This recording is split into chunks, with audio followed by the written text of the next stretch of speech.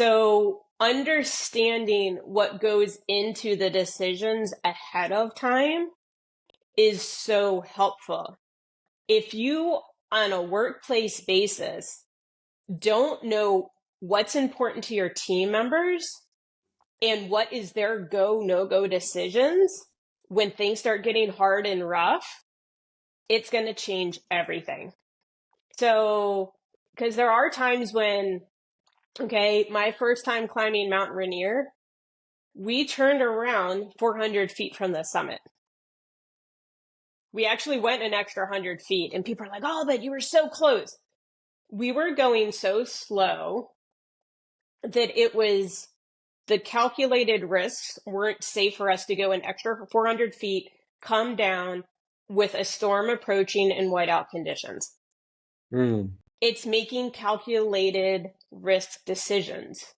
So when you are with other people on a team, what is that calculated risk you're willing to do? Some people, they're okay losing fingers and toes and so forth. Again, everybody is different. But do you have these discussions ahead of time?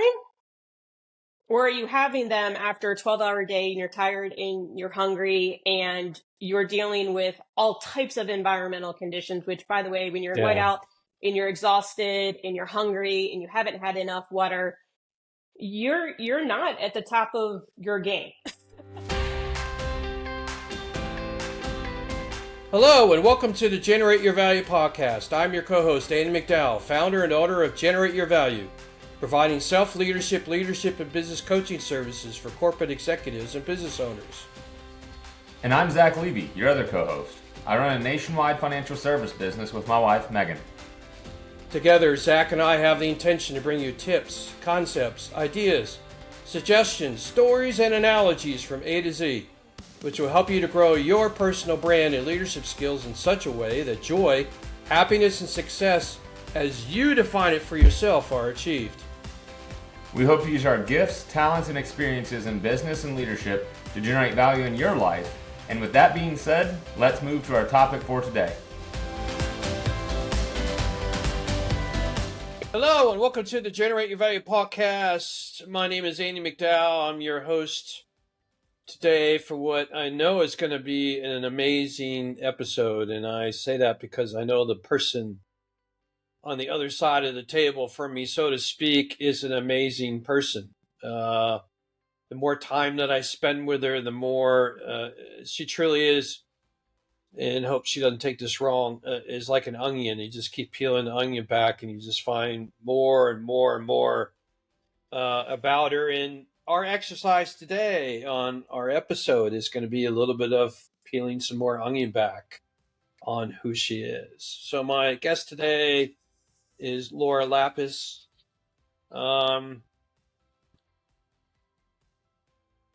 I don't know. I think I'm just going to get straight into the bio because, like I said, we're just going to start peeling this stuff back and get to what it is that makes her amazing. So Lora Lapiz defies logic through open-mindedness, curiosity, and possibility. Her unconventional methods and uncanny style pinpoint core root issues and synergies with laser precision. Leaving doubt, control, hesitation, and apprehension behind, Lora explored, worked, and played in over 35 countries across 6 continents. She even climbed a 17,000-foot mountain, tasting the richness and fullness of life. Her dynamic experience draws from academics, private industry, nonprofit, public-private partnerships, high-level government policy, and entrepreneurship. Lora's sage wisdom navigates the most unusual circumstances. From White House meetings to paddleboarding near waterways, she identifies a clear, certain, and opulent path forward. Lora has a bachelor's in neuroscience from the University of Scranton and a master's in public health from Johns Hopkins. She guides visionaries and pioneers to align their intuition, energy, and priorities into a new way of being while operating in a fast evolving world. And before I bring her in, I want to read to you some of the things that she's achieved in her life. Once again, I'm bringing you a guest whose bio easily could cover 2 pages. And so you're only getting a snippet of who she is, and like I said, we're gonna peel her back a little bit more as an onion to get to know even more. So, Lora traveled across Asia for 3.5 months. As the bio said, she scaled a 17,000-foot mountain in Ecuador. She identified the root cause of a physical illness that she had that traditional doctors could not identify in 2018, and healed herself on her own. She organized a successful international policy roundtable discussion with the White House National Security Council, assistant to the president and director general of an international governmental organization, and 14 U.S. departments, which led to a billion, yes, you heard me right, $1 billion initiative. Conducted over 25 clinical research trials and studies, coordinated scientific writing and budget for a $100 million grant received for a nonprofit. She supported 8 public-private partnerships across China, Kenya, Mozambique, and Australia. Where do you go from here? I mean, I thought I achieved a few things in life, but my God, my list isn't even close to this. So with that being said, Lora, welcome to the podcast. I can't thank you enough for taking time to spend with the community and share your wisdom and help us out on a few topics. Well, thank you, Andy. It's an honor to be here and to serve your audience and bring the message out that is ready to come out today. So thank you so much. Appreciate you. So what I typically like to do in the beginning is to have or allow some time for the guest to kind of fill in the holes, so to speak, within the bio. Pick a time on your timeline. I don't care if it's when you're 2 years old or 8 years old or 22 years old, and kind of fill in the gaps for us on your journey. What were you thinking along your journey? Why you made certain choices, like a Bachelor of Neuroscience and going to Johns Hopkins and that kind of thing? Sure. So probably where best to start is my childhood was rather interesting in the fact that grief was a major theme. I lost my father at the age of 11, and then I lost my best friend at the age of 17. So a lot of my childhood was spent in depression. I was young. I did not have the coping skills that I needed. Saw a psychologist, was put on psychiatric drugs. I was suicidal. Yet at the same time, and it's like when you lose your father and then you kind of finally recover, and then you lose your best friend, you have this almost constant, like, who am I going to lose next? And it wasn't until I really had an epiphany. Well, I guess let me back up 1 minute. So I realized that I'd always been very curious that I did not commit suicide. And because, to be honest with you, I didn't really like psychology. I did not like being put on psychiatric drugs. But I was very curious on why I didn't commit suicide and yet other people did. And remember, this was decades ago. This isn't even the current, almost really epidemic that many in the mental health crisis that we're going through right now. But my curiosity was not to go on the psychology side, but to go more on the neuroscience side and to understand the biological basis of behavior. And that's what drove me to neuroscience, which, by the way, back then, it was the decade of the brain. I was learning neuroscience right when they discovered you could regrow neurons. Like, it was night and day. It wasn't even in textbooks yet. So this constant curiosity to understand what is more of like that biological basis changed everything for me. And I actually wanted to go get a PhD, and I was going to do all this. And I have to admit, the first time I burned myself out was in college. It was research assistant and teaching assistant and all this, let's be real. This is also when the overachiever in me started as well. It's like you're trying to do all this amazing stuff, but I already burnt myself out, and I was like, dude, spending 6 years to go get a PhD didn't make sense. So I kind of took a step back and said, where do I want to go from here? And that's when I actually started a job actually at a methadone clinic, of all things, in downtown Baltimore. And to actually see and put my neuroscience and just this understanding of how you design clinical trials, how you look at the statistics and so forth was very intriguing for me. So I was actually analyzing it was DSM-4 data, which DSM-4 is the Diagnostic Statistic Manual of how you kind of diagnose psychiatric and mental disorders. Mm-hmm. And I was literally analyzing this data in relation to people who had heroin addiction, and they actually usually had multiple other addictions. So it was just this design and study and and that's what led me to public health.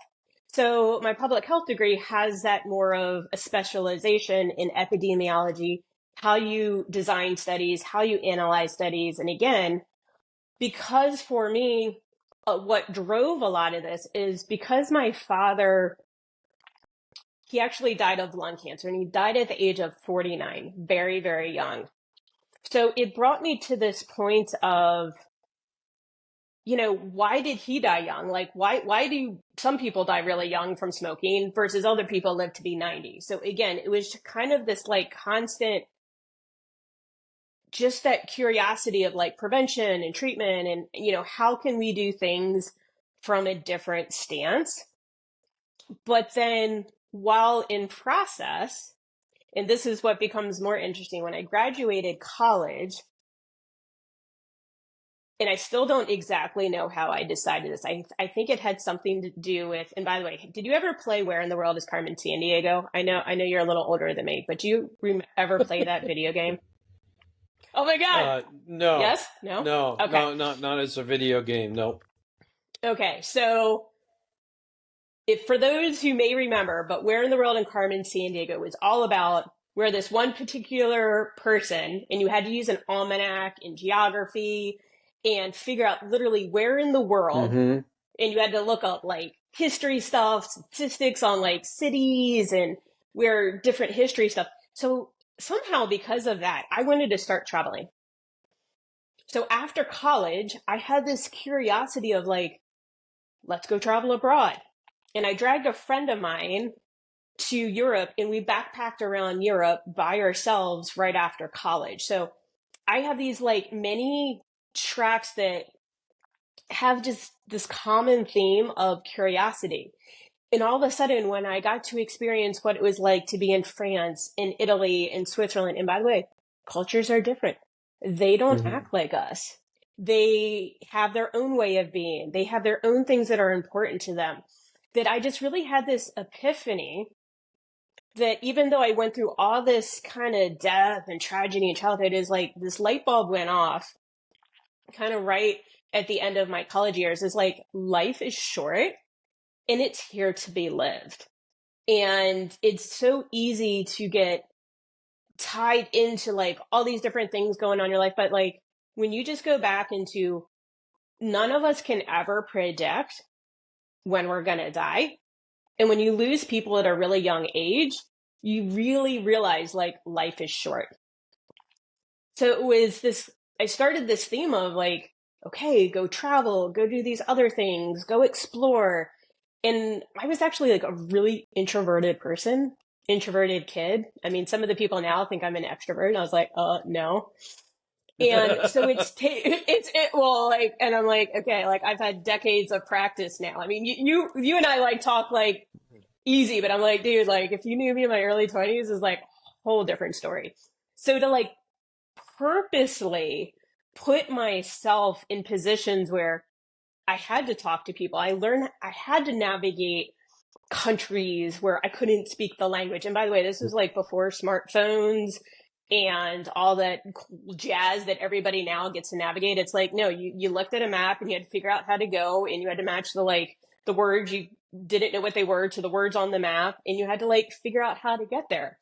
And it was actually the fun of the international travel, was just more of like, okay, how do you get from point A to point B? Because like, I don't know if I'm taking a train, an automobile, a boat, and so forth. So I'm going to just pause there because I know I'm saying a lot of different things, and then let me know where you want to move forward from here.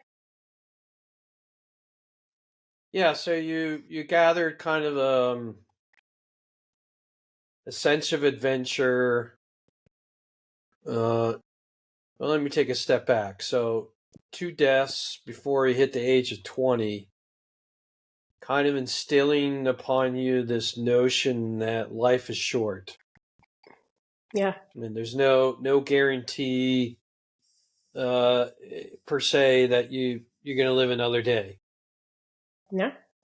So you have that instilled on you, and then you go to college and start backpacking for the first time, which a good number of college students do. Go hit Europe, for 3-6 months before you sort of set your sights on, okay, let's get on with life per se. And as you're doing that and you're looking and seeing different cultures, and your mind is kind of expanding, right? Oh yeah, From the absolutely. standpoint that this world is much bigger than I thought it was, or at least that I've experienced. From that standpoint, that those are like kind of the cornerstone events in your life that kind of set the stage for where you went from there, right? Absolutely. And Yeah, and it was how we making decisions, what the whole brain piece and decisions. It's a short life. What kinds of things are the brain dealing with? Um, and how is it that we can do things in life that's going to bring about joy and happiness in this quote short time unquote that we have on the earth? Am I abs- am I kind of on the right? At least yeah, am I in the dartboard somewhere with that? you absolutely are, Andy. And I think one of the other kind of areas is, once I hit my mid-20s, is I got out of a long relationship and realized that when you're so familiar with depression, it's really easy to stay isolated and to yourself and so forth. And I Oh realized that yeah. I needed to make a new group of friends. And I go, well, maybe let's look into, like, I've always enjoyed just being outdoors. And I was an unathletic kid. I wasn't involved much with anything. And I took it upon myself, and this again was long before a lot of like social media ever existed, and found an outdoor club that I enjoyed. Like, I started hiking, and then the hiking then led to a weekend where I went rock climbing and water rafting. And I was like, oh, these are two other things that are like really cool that will, and I just realized I had this love of outdoors in nature, and it was just peaceful and relaxing. And like, in complete retrospect, that nature has such this healing ability to calm your nervous system, to get you grounded and centered in your body. And it's only like really in looking at it from kind of years later that I go, that was such a pivotal thing I did. I didn't know why I did it. I didn't even know why I loved it so much. But when I started looking back on it, I go, this is what relaxed me during really tough days at work and on the job and very intense hours, was this peacefulness with nature that brought me outside, that I could do both from making it enjoying to also where I chose to allow myself to keep testing my limits. And it's funny, it's kind of like the scientist in me that I always say, it's like, I started hiking and it was 3 miles, and then it was 5 miles, and then it was steeper, and then it was longer. And the next thing you know, I added rock climbing and mountaineering. And this didn't happen overnight, but it was this constant, what were my actual limits? And all I know is every time I hit a ceiling, there was something that allowed me to go beyond it. And that's how I ended up climbing a 17,000 foot mountain.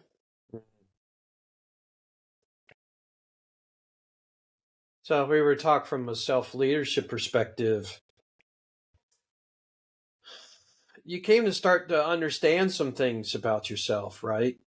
Absolutely. You had a natural curiosity about life. I mean, just from the standpoint that you wanted to understand why it is that your dad passed away from lung cancer, while others were able to keep persisting with the same conditions, to your own depression and suicidal thoughts, to why is it that I like nature and being outdoors.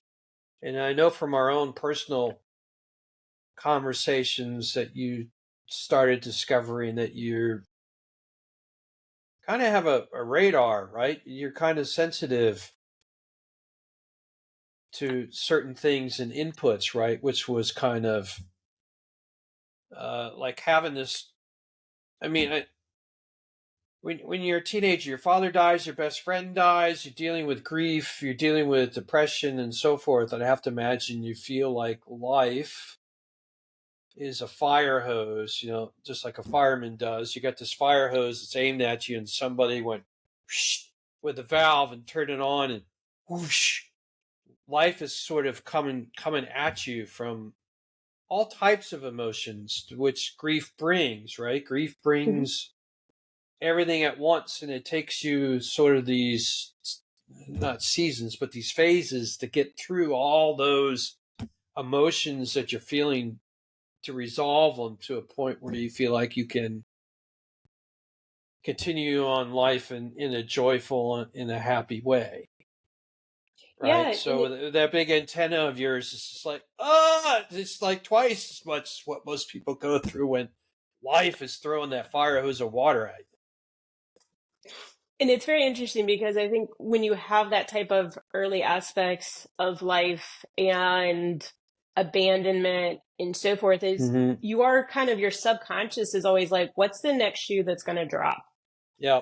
And one of the more interesting aspects, because rock climbing is not a sport that most people get into. It's way popular now, but decades ago, I was definitely, there also wasn't a lot of females that were in the sport, or at least the people that I was surrounding doing it. But the biggest part of rock climbing is it's learning to trust yourself. Because the only person and the only way to get up the rock is for you to move your body and trust yourself to make the move. And then the second aspect is that, and by the way, I do always climb with ropes. I'm not an Alex Honnold. have met the guy. That you have to trust the person on the other side of the rope. So when you fall, there's going to be a net and there's going to be something that's going to catch you.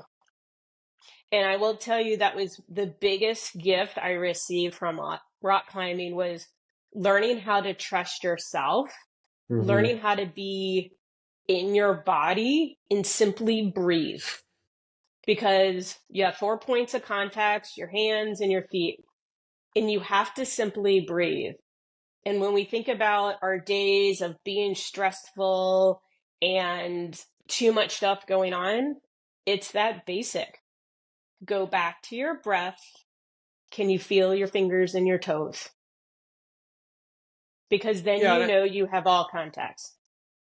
And I have to imagine that what that process does is it helps to bring focus. I mean, I'm sitting here listening to you talk and picture myself on the side of a mountain, like you said, 4 points of contact, and the breathing and so forth is, instead of living in your mind, and maybe to a certain extent your heart, with this fear that's just running rampant as an energy through your body, that what the grounding does to refocus on your hands and your feet and your breathing is somewhat of a distraction from all of these thoughts that are firing off in your brain about what the possibilities could be in terms of danger, right? Exactly, because I actually have a fear of heights. And that's usually everybody's first excuse to not go rock climbing. And I go, but I have it too. I literally, if I was very high up on a rock climb, hundreds of feet in the air, I literally blur my periphery and I'm just very focused, but I'm also very much in tune with my body. Mm-hmm. And that's where a lot of people tend to kind of lose things over that stress, is that we don't feel, and rock climbing essentially taught me to feel again. And because when you have all this stuff that happens as a kid and you do have kind of all these like extrasensorial abilities, the first thing you want to do is not feel, because feeling's painful. Mm-hmm. So the rock climbing actually allowed me in a different way to get back in tune with my body and say, it's okay to do these new things. And you can go at a pace that works for you. And when you simply just breathe through it, you get through those harder obstacles. People are patient with you. You're more patient with yourself. And it's a Mm-hmm. level of presence that is truly incredible.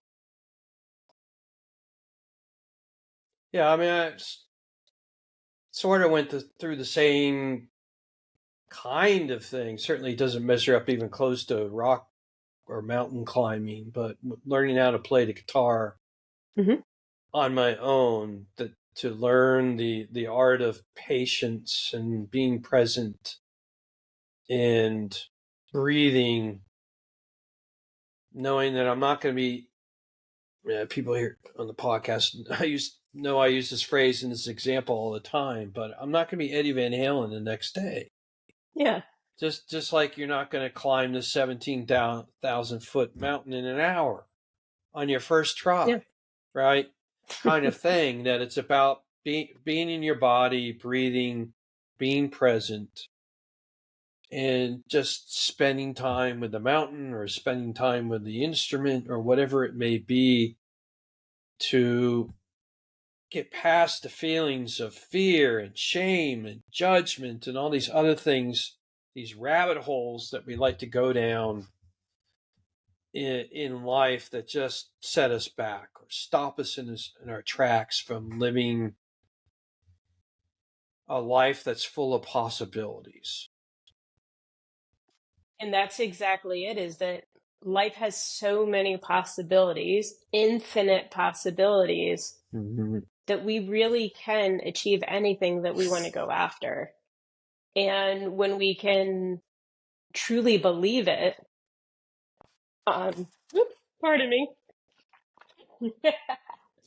And when you learn how to laugh at yourself when these funny things happen, okay, that life becomes different. Okay, like even this now is like, dropping that is like, we have to learn how to have fun in the moment. Mm-hmm. And that's what so much is kind of what people are missing. It's like they just want to achieve, they want to go from like A to Z, and they forget that it's a process, it's a journey, and to have fun and to make it playful and to have just enjoy. Because let me just tell you, rock climbing's not always easy. If you want to know the times when you end up with a ball of rope at the top of a climb and it's all tangled, let me just tell you, it's like the most common thing that happens among inexperienced climbers, and even experienced climbers, is like making sure you get to the top of a climb and things aren't all knotted up. Like, you just have to sit there, laugh, and go, okay, how do I do it differently next time? It's just adapting and practicing and adapting and practicing, and you slowly get better. And I mean, I didn't take the fast route to become a mountaineer. It was just slow practice over time. And I think where we sit today in this world, with technology being available instantaneously. I can pull out my phone, I can push a button, hit an app, and boom, everything's right there for me. That the way people's minds are framed is that everything is an instant gratification because the world is at my fingertips, per se. And I think we're losing that art, if you want to call it that, that art of Love that. the fact that life is a journey, Yes.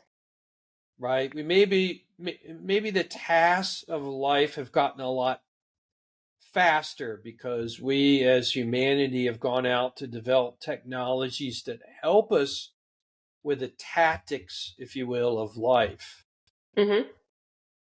But we haven't done anything yet that kind of tackles the fact that life is a journey, right? So when it comes to relationships, whether they be a business relationship or a relationship with a spouse or with kids or your neighbor or whoever it may be, which are the greatest teaching tools for us in life, that even the advent of dating online hasn't really moved us. I could say this and laugh at it at life because I've been in that experience for the last 7 or 8 years of online dating, and I don't think technology has moved human beings much further along the evolution path, if you will, from online dating, that instant gratification. And I've got all these men or women right at my fingertips that live in my city, right? That we still have to learn these tools and use them through life, even though some aspects of life have gotten faster, better, cheaper. And it's one of those things that technology certainly kind of helps us to be productive, yet at the same time, it doesn't build that heart to heart, human to human. No. I think I've heard some people say that H to H experience, and the fact that when we have that heart to heart experience, which by the way, when you do fall rock climbing and some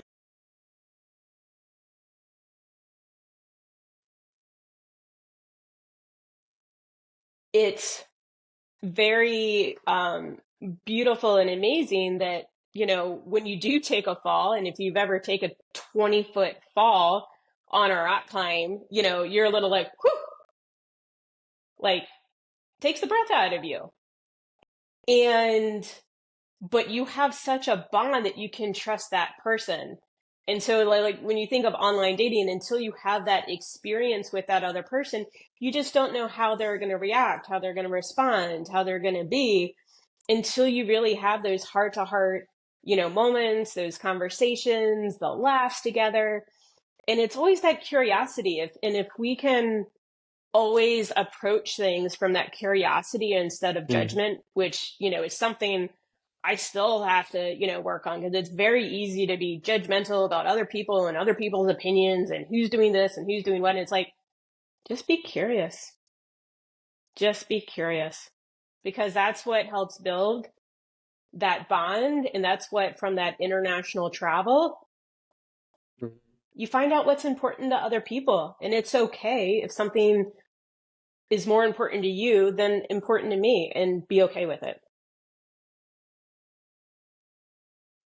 So I want to get back to this dynamic between fear and adventure. So is using the quote art of adventure a way to kind of help people to look at the possibilities in the fact that you can get out of your comfort zone and explore and be curious about the possibilities of what one can do, right? So I'm a glorified. I've gotten over it. I matured as a human being, but in my early years, when I was having all my self-esteem issues, I was a big worrywart, right? Yeah. And when you have fear or worry about things, that can be a roadblock to this curiosity and this dreaming and thinking of the possibilities and this thought of abundance for life in the world and everything that one has to overcome. And sort of the foundational feeling or energy, if you will, to all this worry and so forth is fear, right? So we're going to take adventure and be curious of what you, person A, can go do with this sense of adventure. And hopefully you start developing a mindset or a practice, or through your courage in doing this adventure, start gaining some confidence in yourself that if you just dedicate time to this journey of this thing that, yeah, maybe you don't know anything about it, you've never experienced it, and that's what's holding you back. But if you can take a bowl, if you will, and sprinkle in some curiosity and sprinkle in some courage and sprinkle in some skills and talents that maybe you don't even know you have, but you do, and you won't discover that till you go try it and mix it all up in a bowl, that you come out of the experience going, wow, that wasn't so bad. And, oh, I learned something about myself. And it was a journey. And I'm not afraid of going on a journey now. I mean, my first step or my first 10 steps on that mountain didn't go very well. But I kept at it and I kept trying to learn from those first 10 steps on how to do it better. And that this journey is a journey of lessons and integrating those lessons into the journey. That, oh, wait a minute, I could use this in life, in other areas of my life. Oh, no, don't say it's so. Stop him. I actually love how you just really pulled all that together, because essentially when adventure is an art, because it's not just kind of this logical steps. When you take that time to go do something new and you have the courage to go do something new or explore something you already know at a deeper level, maybe it's, playing the guitar, but maybe it's learning to play the banjo. It's going to have a different style and feel to it.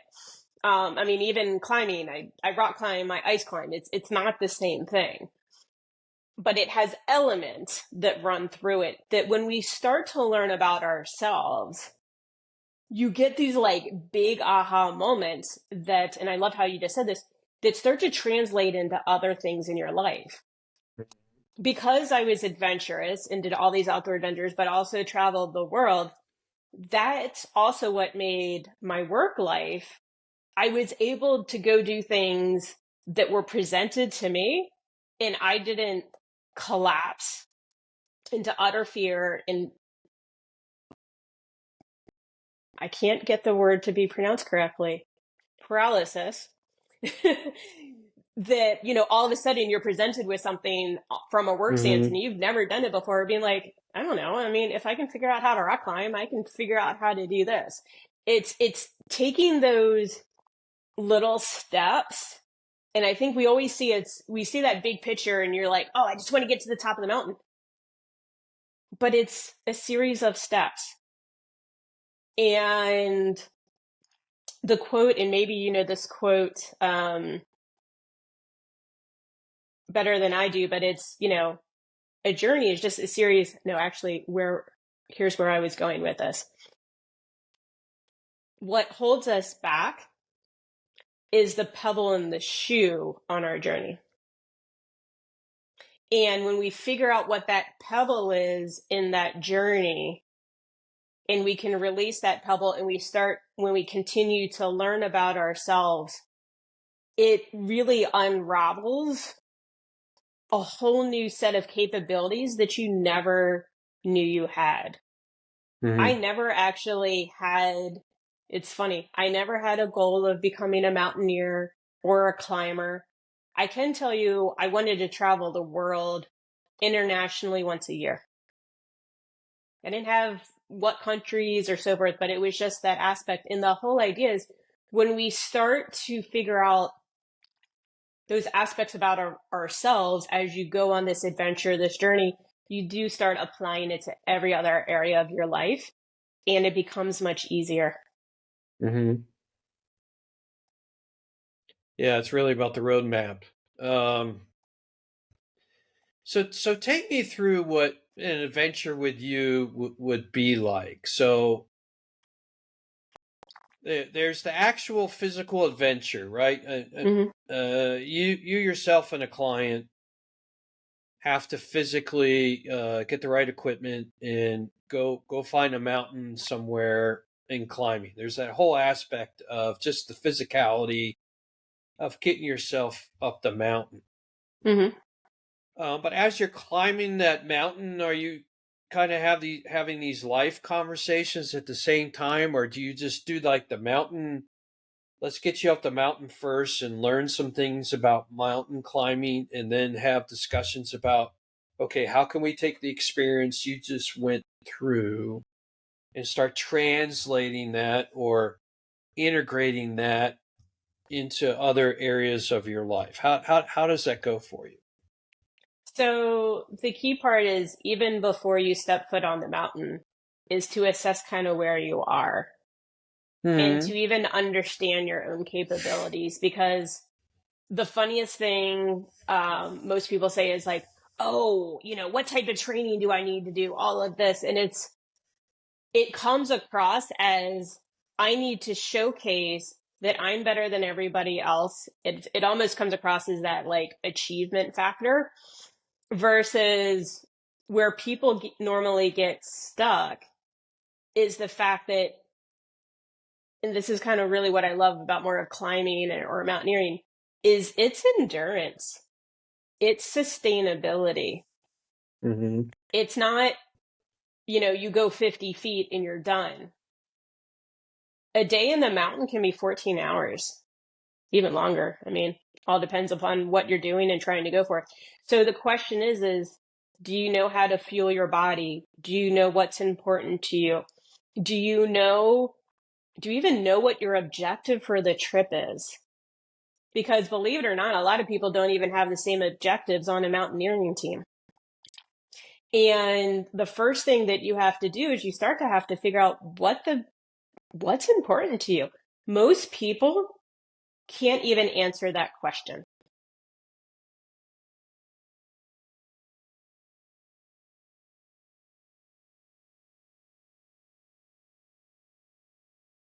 Oops. Sorry, I had my computer was doing some strange things.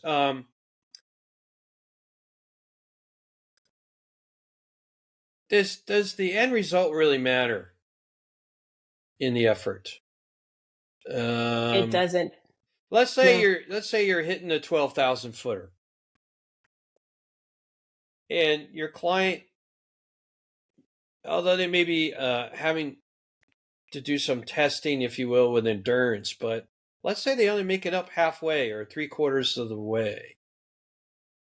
Do you find some people just really still get on themselves, if you will, because they didn't make it to the top, because they're like achievement oriented, as opposed to really realizing that it's about the journey, and it doesn't matter whether you made it to 5,000 or 8,000 or 12,000. It's really about, what did you learn from this journey? That's exactly it. And the biggest thing that you set before you ever say is, what is the goal? And also, too, is,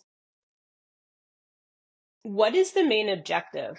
I'll never forget, after I went through a lot of health issues and reached out to some girlfriends to go hiking, and I said, what were our objectives? Was it to get to the top? And they go, we just want to have fun. We want to be outside.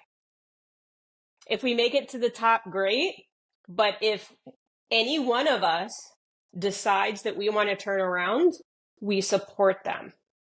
So understanding what goes into the decisions ahead of time is so helpful. If you, on a workplace basis, don't know what's important to your team members and what is their go, no-go decisions when things start getting hard and rough, it's going to change everything. So, because there are times when, okay, my first time climbing Mount Rainier, we turned around 400 feet from the summit. We actually went an extra 100 feet, and people are like, oh, but you were so close. We were going so slow that it was the calculated risks weren't safe for us to go an extra 400 feet, come down with a storm approaching and whiteout conditions. It's making calculated risk decisions. So when you are with other people on a team, what is that calculated risk you're willing to do? Some people, they're okay losing fingers and toes and so forth. Again, everybody is different. But do you have these discussions ahead of time? Or are you having them after a 12-hour day and you're tired and you're hungry and you're dealing with all types of environmental conditions, which, by the way, when you're in whiteout and you're exhausted and you're hungry and you haven't had enough water, you're not at the top of your game. So the question is what are those key factors before you even start so that when you do hit them, you have an understanding where you're going to go? Yeah, important. And I've always felt like one of the biggest skills that you can develop in life is this whole notion around risk management. Yeah. I mean, in the business world, at least as somebody who led a business within a company, risk management was a big part of what I dealt with every day, right? Because you got a bucket of money that the company is giving you to go build this business, and you have to assess different risks that you're going to face, whether it be for their overall business or a specific project involved with a customer or whatever it may be. Mm-hmm. And it all translates over into life, like other aspects of business as well. But I don't know that's at the forefront of a lot of people's minds, as they go through their day-to-day tactics, if you will, of executing on a day, are thinking about risk management. And are they being a good evaluator in that risk management? You may think, oh no, that's a huge risk, when the reality is it isn't. It may be an elephant and you got to bite it at a time. And it may take you a little bit longer, but if you have a good plan and stay attuned to what the risks are as you're going through it, you'll get through it. Yeah. Just know where your exit ramps are. If it gets to a point where the risk is too high for you, hit the exit ramp. But know where that is. Build that into your plan before you start the journey. Yeah. And it's actually the funniest thing, even with rock climbing, is teaching people what I've learned, even the basics, is sometimes going up isn't hard. It's learning to sit in your harness and trust the rope to come down. That sometimes it's, especially with kids, I've loved taking my nieces and nephews, but I actually teach them how to sit in the harness and trust the rope before they ever go up. I get them about 2 feet off the ground, ask them to put their feet on the wall, sit in the harness and trust the rope. And it brings that level of comfort. So when you start looking at these calculated risks and you start to understand that, the question is how are you also applying that to yourself? So, I mean, bringing up self-leadership, what are those calculated risks for yourself? When is pushing your body and working too many hours in an unsustainable way because you've been doing it for months, not a specific couple days or a month, or having that specific time frame? Where are the calculated risks not being looked at? People go, rock climbing, scary. And I go, actually, you know what's more dangerous than rock climbing? Sitting on the couch watching TV for 2 hours a day, because you're more likely to have a risk of a heart attack and die than you are to go rock climbing. Yeah, we sit in our cars every day, but yet the risk of an accident and maybe something along the lines of a fatal accident is much higher than up in an airplane. It seems that much more scary. Oh yeah. But Yeah. we as human beings have reduced the risk of that happening with all the engineering work and analysis and testing. Oh my God, the amount of testing we did in Boeing Yeah. to reduce reduce the risk of fatal accidents in an airplane to a point where they're much lower than being in your own car traveling Well, down the road, yeah. I mean, and right? that's the thing is I mean, my best friend died in a car accident, and it doesn't mean that I stopped driving. And when we Mm-hmm. think about our day to day is, something bad happened or a bad relationship happened, we can't just say because of this that this is going to happen to you. It's so hard to kind of tease that out, that it's not a one to one, that it really is just understanding it was an event that happened. Allow yourself to integrate what happened, whatever that lesson learned is, and understand you still continue on. Because I'll tell you, you and I both know, as an entrepreneur, we have to face our stuff head on with what shows up. I mean, becoming an entrepreneur is like, oh, you thought you did the work? And you're like, oh, nope, here's something else that just popped up. Yeah, it's climbing a mountain. Yep. Be an entrepreneur. Yeah, one of the things I've talked to my clients about on this particular subject is, and it kind of goes back to your example with your niece and nephew, that you have to get comfortable with fear in your life, right? Mm-hmm. There's kind of an art. Use that word again, to the art of dealing with fears. The analogy I use is you have to kind of pretend that fear is a person, and that person is sitting on a bench, Mm-hmm. and you've got to go sit. As much as that, if fear may look more like a monster than a human being, right? But it's some kind of entity that's sitting on the bench, and you're like, I don't want to go talk to that monster or person, right? Yeah. But you got to find the courage to be able to go and sit down on that bench and maybe not even say a word. Yeah. Just that physical closeness and presence, and Mm-hmm. just like it's sitting in that harness with the rope. Yeah, you're sitting next to that fear, right? The fear that you think the rope may give way and dangerous. You're kind of sitting next to that monster or that entity that's next to you on the bench, and it's called fear. You're kind of gaining some trust in yourself that I can sit, at least just sit with it. I'm not talking to it yet. I'm just sitting there, being in the presence of it, right? That breath before the hands and the feet, so to speak, that you talked about, whatever, Yeah. and just sitting with it. Yeah. But I'm going to see, going back to the mountain climbing, right? I'm going to see it as a journey. Maybe I go sit down next to the fear on the bench, and I'm only going to spend 10 seconds with it. I'm not going to say a word, but then I'm going to get up and go away.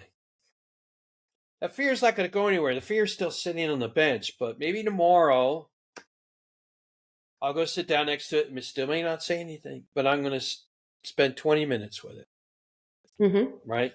And you're kind of building up that trust in yourself to deal with this thing that really scares you. No matter the reasons behind it, whether it's a trauma in your life or whatever it may be, that you just have this natural inclination of a fear in it. And I'm gonna do it as a journey, just like learning the guitar or learning how to climb a mountain or whatever. It's about spending time with it, being centered with yourself and so forth, and kind of build up resistance Another analogy comes to mind is my life of dealing with allergy shots and allergies, right? It's the constant injecting of the allergy shot in your body to build up resistance to the point where it doesn't phase you anymore. It's the same kind of journey. I'm going to sit there next to it for a little bit without even saying a word to it, but I know it's right there until I can build trust in myself. I can build confidence in myself that I can address this. Yeah. And it doesn't have to be like that. Yeah. It doesn't have to be a snap of the fingers. You see it as a journey.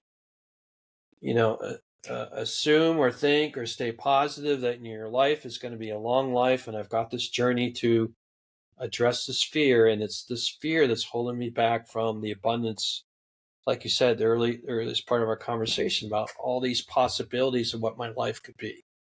Yeah. And I love everything you brought up, because when you can acknowledge that awareness, it brings something to light. So it brings that fear or darkness or shadow, whatever you may want to call it. All of a sudden, it shines a light on it. And it just, I love how you said, it's just there. And we don't have to like it, dislike it. I think so much people are like, oh, but you got to learn to love it. But the thing is, when you're aware of it, that's the beginning to say, here's how to work with it. The next step and the hardest part is just accepting it. I mean, even, with death or grief or whatever, you have to accept that you may be in a situation that you're not enjoying. Okay? And that acceptance, instead of fighting it and trying to push against it, that acceptance of just saying, no, this is here. Because a lot of the times people are like, let's ignore this. How many times do you have things that go, you feel in your body, but no, it's not bad. It's not bad. And then you find out like there's something really major going on. Okay, we can't just ignore it. We have to accept what's going on. And then it's from that place of acceptance that we can do something about it. I mean, a story that came to mind was trad climbing, and I was following behind somebody. I mean, we were couple 100 feet up the side of a cliff, and the rock hold that I pulled on broke. Okay, I fell, rope caught me, but and this piece of rock was pretty big, and I knew there were people underneath me, other climbers, and I yelled rock so loud that people told me at the end of the day they could hear me from like a half mile away. Luckily, nobody got hit and so forth, but I now had to accept that my one little hold to get me up, I had to somehow maneuver my body around it to actually finish the climb, because that rock hold was gone. So where in our life are we trying to hold on to something that is no longer there? And we just have to figure out a different way up or around or even through it. Yeah.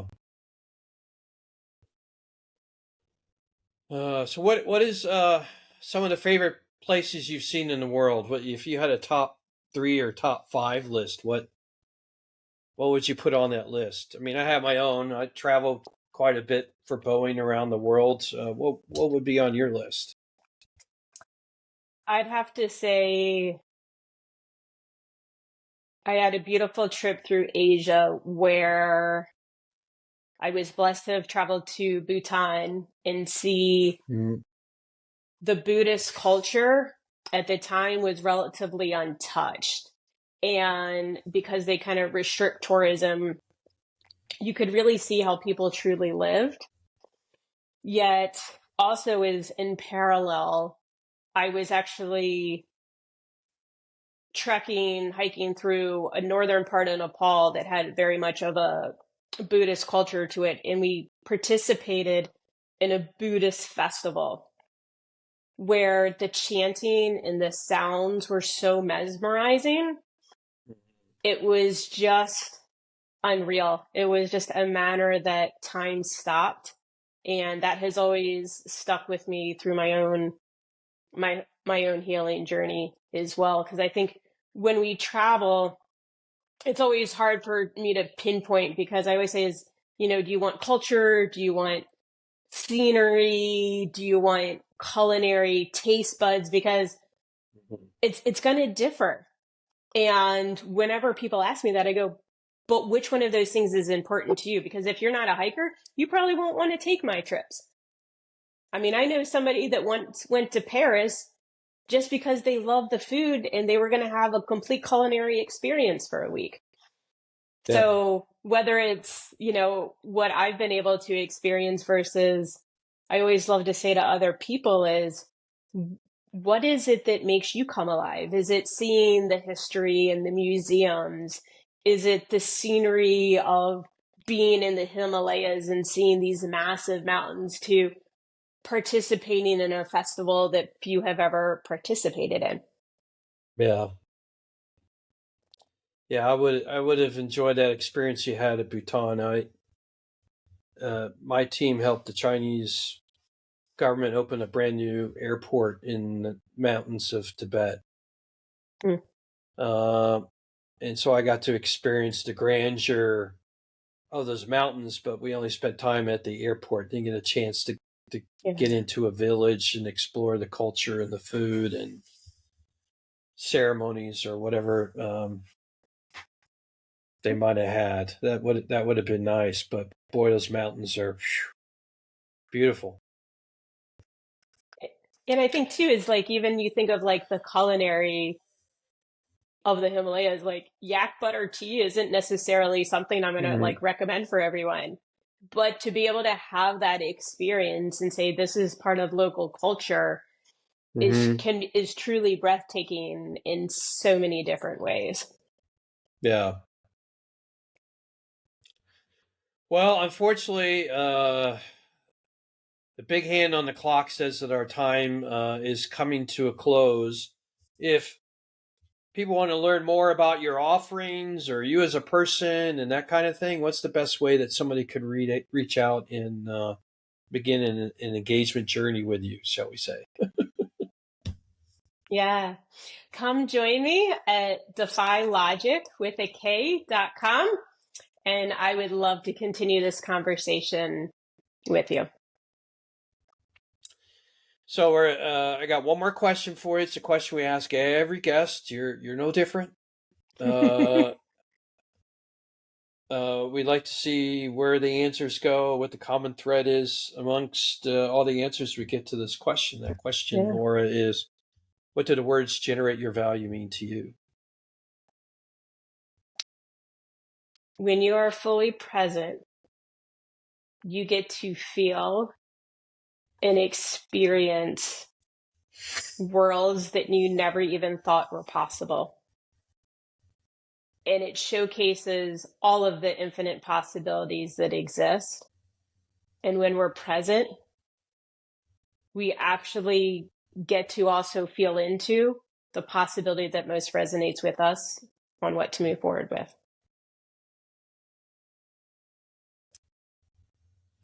Absolutely. And in those infinite possibilities is all the various ways that your intellect, your skills, your talents, and so forth can create items, in a generic way, that term, items in the world that bring value to other people's lives. And that's why I named my company Generate Your Value. Is about what is stopping you from doing what the universe created you for. Exactly. I'm a firm believer the universe has intentionality behind it, and so it's kind of sending you out in the world with hope, right? Yeah. Here you go to the Earth School, live your life, and let's see what kind of value it is that you can create in the world, that not only brings joy, happiness to yourself on the inside, but also for others. Yeah. It's that presence that really allows you to feel that intention on all those different levels, and to really feel into what that next step is. Because when we are fully present and we feel what's best to move forward, even if it's scary, Even if it's a little like, I don't know what I'm about to go do, but you're like, Mm-hmm. oh, this is the next best thing. You can step into that unknown and have faith that everything's going to turn out. Well said. So that being said, we're going to come to a close. I can't thank you, the listening audience, for taking time out of your life, that valuable that finite, as we talked about earlier in our conversation, that finite resource in your life called time, that you were willing to make that all-important choice to spend it with us, with Lora and I today, to explore life in this journey, right? It's a journey. And are you going to allow something called fear to stop you from looking at the abundance that life has to offer, the possibilities that it can bring you, and a recognition that if you, like I said before, take a cup and pour in some courage, some curiosity, some intention, and other things, and mix it up, that's going to allow you to go sit on the bench with fear and go, I'm here, I don't like you, but I'm here, and I'm going to go on a journey with you to figure out how it is that instead of making you this 8-foot scary monster on the bench, you become a little ant that kind of crawls around on the bench, and I can go live the life that I was created for and intended for, right? That's truly, I believe, why we're all here. So that being said, we're here every Tuesday with great guests just like Lora. Hit that subscribe button. Don't miss an episode. And as I always say, have a great day. Have a great week. Good. And we will see you here next time on the Generate Your Value podcast. Take care. Thank you, Andy. It was an honor to be a part of this discussion today and to serve your audience. So thank you so much for everything. You're quite welcome. What a beautiful joy to always learn more about you as well. Mm-hmm. Take care. Okay. Bye-bye.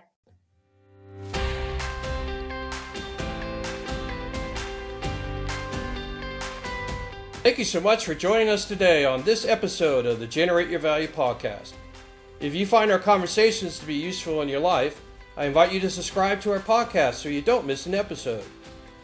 You can find me online at Instagram at _Zach.Levy, Facebook, and LinkedIn. For information on my coaching services, visit my website at www.generateyourvalue.com. You can also find me and my company on LinkedIn, Facebook, X, and Instagram. Simply search for Generate Your Value on those platforms. Once again, thanks for joining us for today's podcast, and we invite you to generate your value in this world.